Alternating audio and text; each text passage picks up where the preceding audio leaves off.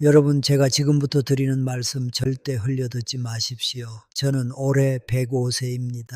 이 나이가 되면은 보이는 것들이 있습니다. 노년이 불행한 사람들이 있었습니다. 돈이 없어서가 아니었습니다. 건강이 나빠서도 아니었습니다. 단 한 가지를 못했기 때문이었습니다. 반대로 말년이 눈부시게 빛나는 분들도 있었습니다. 같은 연금을 받는데 표정이 완전히 달랐습니다. 그 비밀이 무엇인지 아십니까? 바로 이겁니다. 인생 별거 없다는 깨달음입니다. 겨우 그게 다야 하실 수 있습니다. 그런데 여러분, 이 단순한 한 문장이 여러분의 남은 인생을 완전히 바꿔놓을 겁니다. 105해를 살아온 사람으로서 제가 장담합니다. 첫 번째, 예순을 살아보니 알게 된 진실. 젊을 때는 돈 버느라 정신이 없었습니다. 자녀 키우느라 내 시간이 없었습니다. 체면 지키느라 하고 싶은 말도 못하고 살았습니다. 그런데 이제 뒤를 돌아보면 어떻습니까? 그때 그렇게 중요했던 것들이 지금은 어떻게 느껴지십니까? 솔직하게 말씀드리겠습니다. 대부분이 별것 아니었습니다. 그때 그렇게 걱정하고 두려워했던 일들이 지금 생각하면 정말 별것도 아닌 것들이었습니다. 문제는 이겁니다. 많은 분들이 예순이 넘어서도 여전히 그 방식 그대로 살고 계십니다. 아직도 남의 눈치를 보고, 아직도 체면을 붙잡고, 아직도 쓸데없는 걱정으로 하루하루를 보냅니다. 오래 알고 지낸 한 벗이 있었습니다. 시인이었지요. 80을 넘겼을 때 그분이 제게 이런 말을 했습니다. 형석이, 나는 70이 되어서야 알았어. 60 이후의 10년을 어떻게 사느냐가 남은 생을 전부 결정한다는 걸. 그걸 일찍 알았더라면 얼마나 좋았을까. 그분은 80이 넘어서야 비로소 가볍게 살기 시작했습니다. 그리고 그 마지막 몇 년이 그분 생애에서 가장 빛나는 시간이었다고 저는 지금도 그렇게 기억합니다. 또 한 동학이 있었습니다. 평생 학문을 하셨던 분이었습니다. 은퇴 후에도 그분은 걱정을 놓지 못하셨습니다. 후배들이 자기보다 유명해진다는 것, 자신의 글이 세상에서 잊혀간다는 것, 70이 넘어서도 80이 넘어서도 그 걱정에서 벗어나지 못하셨습니다. 돌아가시기 얼마 전에 제게 하신 말씀이 있습니다. 형석이, 나는 쓸데없는 걱정을 너무 많이 하면서 살았어. 그게 내 가장 큰 실수였어. 예수는 정말 중요한 분기점입니다. 지금부터 어떻게 사느냐에 따라 앞으로 20년, 30년의 삶이 완전히 달라집니다. 두 번째, 복잡하게 만드는 것들을 내려놓으십시오. 우리 삶을 복잡하게 만드는 것이 세 가지 있습니다. 첫째는 쓸데없는 욕심입니다. 평생 아끼고 모아서 통장에 돈은 많은데 정작 그 돈을 쓸 몸이 없는 경우를 저는 정말 많이 봤습니다. 이제 좀 편하게 살아볼까 하는 순간에 몸이 말을 안 듣습니다. 여행을 가고 싶어도 다리가 아프고 맛있는 것을 먹고 싶어도 기력이 없습니다. 그때 가장 많이 하시는 말이 무엇인지 아십니까? 그때 좀 쓸 걸 그랬네요. 오늘 당장 해보십시오. 주변을 한번 둘러보시고 1년 동안 한 번도 손에 잡지 않은 물건 3가지만 버리십시오. 공간이 넓어지면서 숨통이 트이는 느낌을 받으실 겁니다. 물건을 버리는 것이 아닙니다. 집착을 버리는 겁니다. 둘째는 체면입니다. 솔직하게 말씀드리겠습니다. 사람들은 여러분에게 그렇게 관심이 없습니다. 여러분이 무엇을 입고 어떻게 사는지 진짜 신경 쓰는 사람은 거의 없습니다. 대부분은 자기 일로 바쁩니다. 우리는 수십 년 동안 없는 시선을 의식하며 있는 자유를 포기해 왔습니다. 이제 그만하셔도 됩니다. 셋째는 과거에 대한 집착입니다. 저는 105해를 살았지만 후회가 없다고 말하지 않겠습니다. 돌아보면 아쉬운 장면들은 언제나 있습니다. 그런데 과거는 절대로 바꿀 수 없습니다. 이렇게 생각하십시오. 그때는 그게 최선이었다. 이제 알았으니까 앞으로 다르게 살면 된다. 그렇게 생각할 수 있을 때 과거는 짐이 아니라 경험이 됩니다. 세 번째, 단순함 속에 기쁨, 복잡한 것들을 내려놓으면 무엇이 남을까요? 바로 단순함입니다. 그리고 이 단순함 속에 진짜 기쁨이 있습니다. 아침에 창문을 열었을 때 들어오는 신선한 공기, 오래된 벗과 차를 한 잔 나누는 것, 밥이 맛있다는 것, 오늘도 걸을 수 있다는 것, 이것들이 행복이었습니다. 그것도 아주 충분한 행복이었습니다. 제가 알고 지낸 한 분이 매일 아침 일기를 쓰셨습니다. 오늘 감사한 것 3가지만 적는 일기였습니다. 처음에는 쓸 것이 없으셨대요. 그런데 억지로라도 3가지를 찾다 보니 점점 눈에 들어오기 시작했다고 하셨습니다. 아침에 몸이 가볍게 일어난 것, 날씨가 맑은 것, 아침밥이 맛있었던 것, 지금은 일기장을 펼치면 감사할 것이 넘쳐난다고 하셨습니다. 똑같은 하루를 사는데 예전에는 불평만 하다가 지금은 감사가 넘친다고 하십니다. 뭐가 바뀐 걸까요? 세상이 바뀐 것이 아닙니다. 보는 눈이 바뀐 겁니다. 오늘 저녁 조용히 앉아서 해보십시오. 오늘 감사한 것 딱 3가지만 적어보십시오. 이 작은 습관 하나가 노후를 바꿉니다. 4번째, 하루하루를 가볍게 사는 법. 그럼 구체적으로 어떻게 하루를 단순하게 만들 수 있을까요? 첫째, 아침을 일정하게 만드십시오. 매일 같은 시간에 일어나고 비슷한 흐름으로 아침을 시작하십시오. 아침마다 오늘은 뭘 할까 고민하면 에너지가 소모됩니다. 흐름이 있으면 자연스럽게 하루가 시작됩니다. 일어나서 물 한 잔, 가벼운 스트레칭 10분, 창문 열어 환기. 이것이 매일 반복되면 몸이 익숙해집니다. 루틴은 특별하지 않아야 오래 갑니다. 둘째, 하루에 할 일을 3가지만 정하십시오. 할 일을 너무 많이 정하면 하나도 제대로 못하고 하루가 끝납니다. 그리고 자책합니다. 오늘도 아무것도 안 했네. 예순이 넘으면 욕심 부리지 마십시오. 산책 20분, 책 한 챕터, 오랜 보색에 전화 한 통, 이 정도면 충분합니다. 그리고 그 3가지를 다 하면 반드시 자신을 칭찬해 주십시오. 오늘도 잘했어 라고.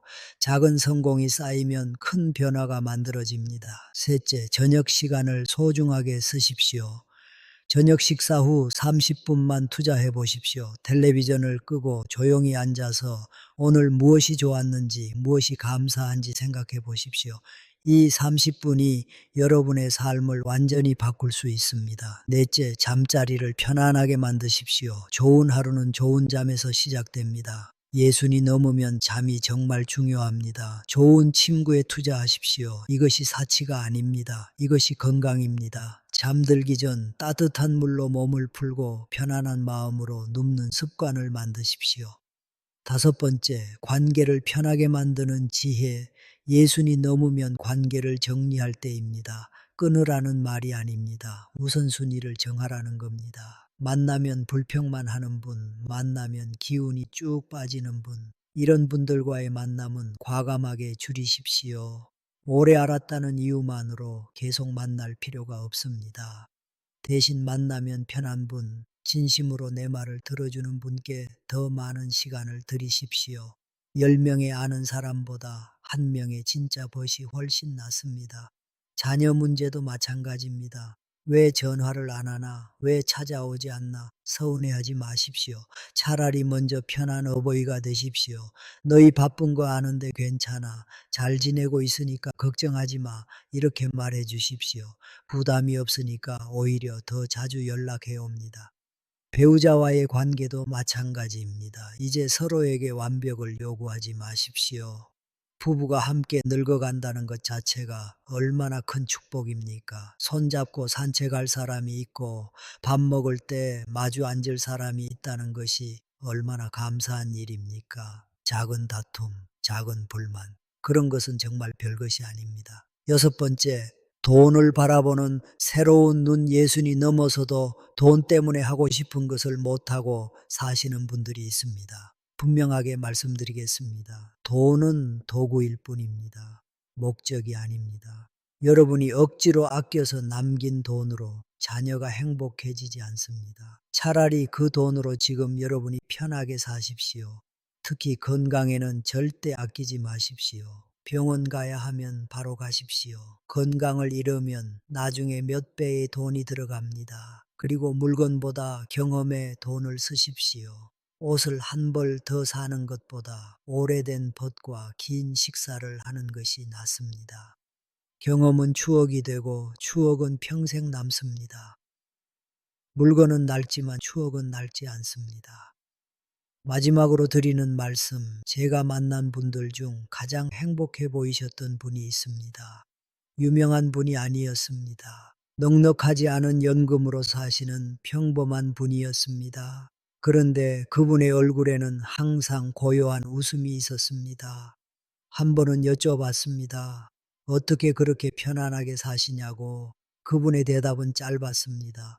별거 없어요. 아침에 일어나면 오늘도 살아있네 감사하고, 밥 먹으면 맛있네 감사하고, 누가 오면 반갑네 감사하고, 그렇게 사는 거예요. 인생 별거 없어요. 철학자로서 평생 행복을 공부한 저보다 그분이 훨씬 깊이 알고 계셨습니다. 천국 같은 노후를 사는 분들의 공통점이 있습니다. 간단하게 삽니다. 현재에 집중합니다. 작은 것에도 감사합니다. 그리고 남의 시선에서 자유롭습니다. 여러분은 이미 충분히 잘 살아오셨습니다. 자녀를 키웠고 일을 했고 책임을 다하셨습니다. 이제 남은 시간은 여러분의 것입니다. 별것 아닌 일에 에너지 쓰지 마시고 정말 소중한 것에만 집중하십시오. 오늘의 햇살, 손 잡을 수 있는 사람, 맛있게 먹을 수 있는 밥, 편하게 숨 쉴 수 있다는 것. 이것들이 기적입니다. 인생 별거 없습니다. 그 별거 없음을 아는 순간 비로소 모든 것이 소중해 보입니다. 건강하십시오. 행복하십시오. 그리고 매일매일 감사하십시오. 여러분, 제가 지금부터 드리는 말씀 절대 흘려듣지 마십시오. 저는 올해 105세입니다. 이 나이가 되면은 보이는 것들이 있습니다. 노년이 불행한 사람들이 있었습니다. 돈이 없어서가 아니었습니다. 건강이 나빠서도 아니었습니다. 단 한 가지를 못했기 때문이었습니다. 반대로 말년이 눈부시게 빛나는 분들도 있었습니다. 같은 연금을 받는데 표정이 완전히 달랐습니다. 그 비밀이 무엇인지 아십니까? 바로 이겁니다. 인생 별거 없다는 깨달음입니다. 겨우 그게 다야 하실 수 있습니다. 그런데 여러분, 이 단순한 한 문장이 여러분의 남은 인생을 완전히 바꿔놓을 겁니다. 105해를 살아온 사람으로서 제가 장담합니다. 첫 번째, 예순을 살아보니 알게 된 진실. 젊을 때는 돈 버느라 정신이 없었습니다. 자녀 키우느라 내 시간이 없었습니다. 체면 지키느라 하고 싶은 말도 못하고 살았습니다. 그런데 이제 뒤를 돌아보면 어떻습니까? 그때 그렇게 중요했던 것들이 지금은 어떻게 느껴지십니까? 솔직하게 말씀드리겠습니다. 대부분이 별것 아니었습니다. 그때 그렇게 걱정하고 두려워했던 일들이 지금 생각하면 정말 별것도 아닌 것들이었습니다. 문제는 이겁니다. 많은 분들이 예순이 넘어서도 여전히 그 방식 그대로 살고 계십니다. 아직도 남의 눈치를 보고, 아직도 체면을 붙잡고, 아직도 쓸데없는 걱정으로 하루하루를 보냅니다. 오래 알고 지낸 한 벗이 있었습니다. 시인이었지요. 80을 넘겼을 때 그분이 제게 이런 말을 했습니다. 형석이, 나는 70이 되어서야 알았어. 60 이후의 10년을 어떻게 사느냐가 남은 생을 전부 결정한다는 걸. 그걸 일찍 알았더라면 얼마나 좋았을까. 그분은 80이 넘어서야 비로소 가볍게 살기 시작했습니다. 그리고 그 마지막 몇 년이 그분 생애에서 가장 빛나는 시간이었다고 저는 지금도 그렇게 기억합니다. 또 한 동학이 있었습니다. 평생 학문을 하셨던 분이었습니다. 은퇴 후에도 그분은 걱정을 놓지 못하셨습니다. 후배들이 자기보다 유명해진다는 것, 자신의 글이 세상에서 잊혀간다는 것, 70이 넘어서도 80이 넘어서도 그 걱정에서 벗어나지 못하셨습니다. 돌아가시기 얼마 전에 제게 하신 말씀이 있습니다. 형석이, 나는 쓸데없는 걱정을 너무 많이 하면서 살았어. 그게 내 가장 큰 실수였어. 예수는 정말 중요한 분기점입니다. 지금부터 어떻게 사느냐에 따라 앞으로 20년, 30년의 삶이 완전히 달라집니다. 두 번째, 복잡하게 만드는 것들을 내려놓으십시오. 우리 삶을 복잡하게 만드는 것이 세 가지 있습니다. 첫째는 쓸데없는 욕심입니다. 평생 아끼고 모아서 통장에 돈은 많은데 정작 그 돈을 쓸 몸이 없는 경우를 저는 정말 많이 봤습니다. 이제 좀 편하게 살아볼까 하는 순간에 몸이 말을 안 듣습니다. 여행을 가고 싶어도 다리가 아프고 맛있는 것을 먹고 싶어도 기력이 없습니다. 그때 가장 많이 하시는 말이 무엇인지 아십니까? 그때 좀 쓸 걸 그랬네요. 오늘 당장 해보십시오. 주변을 한번 둘러보시고 1년 동안 한 번도 손에 잡지 않은 물건 3가지만 버리십시오. 공간이 넓어지면서 숨통이 트이는 느낌을 받으실 겁니다. 물건을 버리는 것이 아닙니다. 집착을 버리는 겁니다. 둘째는 체면입니다. 솔직하게 말씀드리겠습니다. 사람들은 여러분에게 그렇게 관심이 없습니다. 여러분이 무엇을 입고 어떻게 사는지 진짜 신경 쓰는 사람은 거의 없습니다. 대부분은 자기 일로 바쁩니다. 우리는 수십 년 동안 없는 시선을 의식하며 있는 자유를 포기해 왔습니다. 이제 그만하셔도 됩니다. 셋째는 과거에 대한 집착입니다. 저는 105해를 살았지만 후회가 없다고 말하지 않겠습니다. 돌아보면 아쉬운 장면들은 언제나 있습니다. 그런데 과거는 절대로 바꿀 수 없습니다. 이렇게 생각하십시오. 그때는 그게 최선이었다. 이제 알았으니까 앞으로 다르게 살면 된다. 그렇게 생각할 수 있을 때 과거는 짐이 아니라 경험이 됩니다. 세 번째, 단순함 속에 기쁨, 복잡한 것들을 내려놓으면 무엇이 남을까요? 바로 단순함입니다. 그리고 이 단순함 속에 진짜 기쁨이 있습니다. 아침에 창문을 열었을 때 들어오는 신선한 공기, 오래된 벗과 차를 한 잔 나누는 것, 밥이 맛있다는 것, 오늘도 걸을 수 있다는 것, 이것들이 행복이었습니다. 그것도 아주 충분한 행복이었습니다. 제가 알고 지낸 한 분이 매일 아침 일기를 쓰셨습니다. 오늘 감사한 것 3가지만 적는 일기였습니다. 처음에는 쓸 것이 없으셨대요. 그런데 억지로라도 3가지를 찾다 보니 점점 눈에 들어오기 시작했다고 하셨습니다. 아침에 몸이 가볍게 일어난 것, 날씨가 맑은 것, 아침밥이 맛있었던 것, 지금은 일기장을 펼치면 감사할 것이 넘쳐난다고 하셨습니다. 똑같은 하루를 사는데 예전에는 불평만 하다가 지금은 감사가 넘친다고 하십니다. 뭐가 바뀐 걸까요? 세상이 바뀐 것이 아닙니다. 보는 눈이 바뀐 겁니다. 오늘 저녁 조용히 앉아서 해보십시오. 오늘 감사한 것 딱 3가지만 적어보십시오. 이 작은 습관 하나가 노후를 바꿉니다. 네 번째, 하루하루를 가볍게 사는 법. 그럼 구체적으로 어떻게 하루를 단순하게 만들 수 있을까요? 첫째, 아침을 일정하게 만드십시오. 매일 같은 시간에 일어나고 비슷한 흐름으로 아침을 시작하십시오. 아침마다 오늘은 뭘 할까 고민하면 에너지가 소모됩니다. 흐름이 있으면 자연스럽게 하루가 시작됩니다. 일어나서 물 한 잔, 가벼운 스트레칭 10분, 창문 열어 환기. 이것이 매일 반복되면 몸이 익숙해집니다. 루틴은 특별하지 않아야 오래갑니다. 둘째, 하루에 할 일을 3가지만 정하십시오. 할 일을 너무 많이 정하면 하나도 제대로 못하고 하루가 끝납니다. 그리고 자책합니다. 오늘도 아무것도 안 했네. 예순이 넘으면 욕심 부리지 마십시오. 산책 20분, 책 한 챕터, 오랜 버색에 전화 한 통, 이 정도면 충분합니다. 그리고 그 3가지를 다 하면 반드시 자신을 칭찬해 주십시오. 오늘도 잘했어 라고. 작은 성공이 쌓이면 큰 변화가 만들어집니다. 셋째, 저녁 시간을 소중하게 쓰십시오. 저녁 식사 후 30분만 투자해 보십시오. 텔레비전을 끄고 조용히 앉아서 오늘 무엇이 좋았는지, 무엇이 감사한지 생각해 보십시오.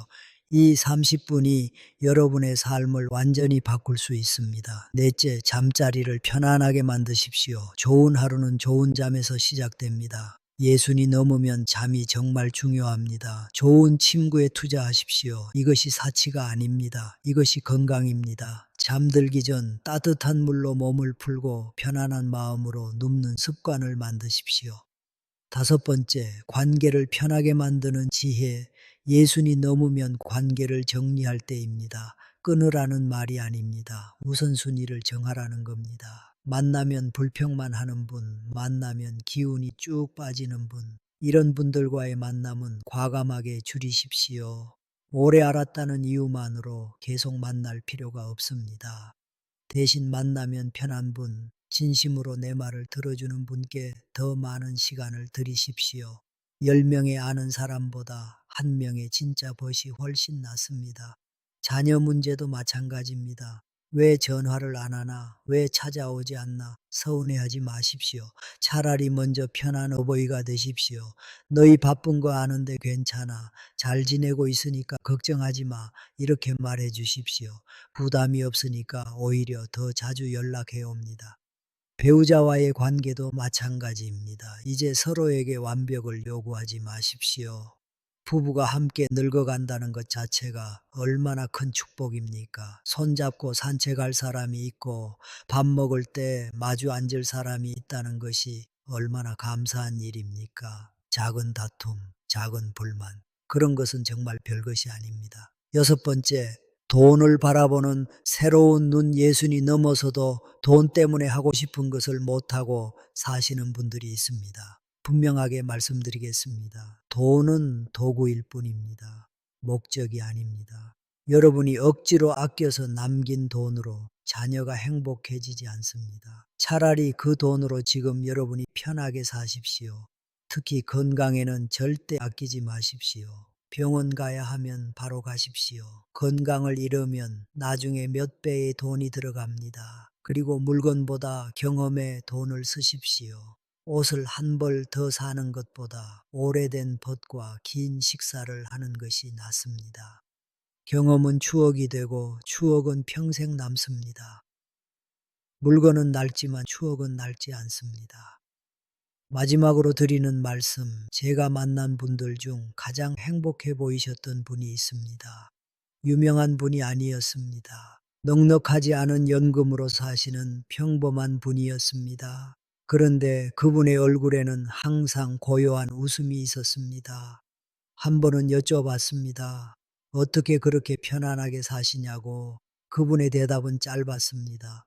별거 없어요. 아침에 일어나면 오늘도 살아있네 감사하고, 밥 먹으면 맛있네 감사하고, 누가 오면 반갑네 감사하고, 그렇게 사는 거예요. 인생 별거 없어요.